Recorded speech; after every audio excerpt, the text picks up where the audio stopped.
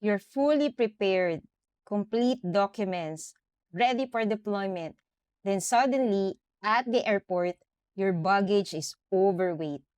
You pay extra, or worse, you miss your flight.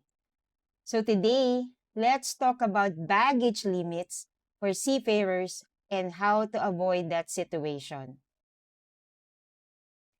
Hi everyone, welcome back to my channel. This is Tintin. If you're planning to work on a cruise ship or cargo vessel, this video will help you avoid one of the most common mistakes, overpacking. I'll guide you on the baggage limits, what to bring, and the do's and don'ts when packing. And very important, baggage policies can change anytime depending on the airline or company. But for now, this is what most seafarers are currently following. Standard baggage for seafarers. Let's start with the usual baggage allowance. Again, there is no single fixed rule, but based on current practice, most seafarers are allowed 1 to 2 check-in baggage, each bag around 23 kilos to 32 kilos, 1 carry-on baggage around 7 kilos to 10 kilos.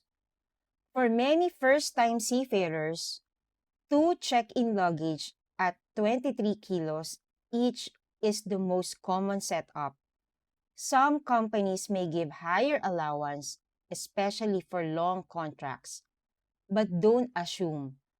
Always verify. Depends on airline and company. Your baggage allowance depends on your airline and ticket type. Airlines like Philippine Airlines, Emirates, Qatar Airways, each has its own baggage policy. If your ticket is booked under a seafarer fare, you usually get extra baggage allowance. But if it's a regular ticket, standard airline rules will apply. That's why it's very important to confirm with your agency before your flight what you should bring. Now, let's talk about what you should actually bring. Keep it simple and practical. Work clothes or uniform, casual clothes, toiletries, good for 1 to 2 weeks only, important documents, basic medicines, and comfortable shoes. Pro tip, most ships have laundry facilities and even cruise shops, so you don't need to bring too much. Do's when packing. Here are some packing habits you should follow. Check your baggage allowance before packing. Weigh your luggage at home. Bring a carry-on with essentials and documents. Organize your things properly. Keep important items in your hand carry. And leave extra space for possible additional items. These simple steps can save you from stress at the airport. Don'ts when packing.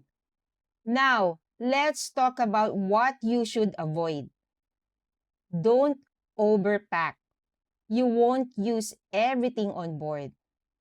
Don't bring prohibited items, sharp objects, flammable materials, or restricted items. Don't put important documents in check-in baggage. Always keep them with you. Don't bring too many liquids. These are heavy and limited during flights. Don't bring unnecessary appliances. Most ships already provided what you need. And don't ignore baggage limits. Excess baggage fees are very expensive.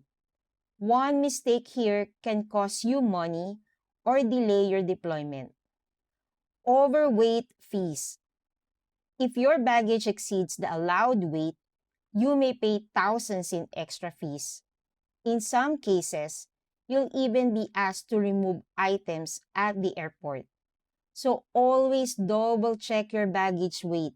Stay within your limit. Here's the reality. First time seafarers usually bring too much.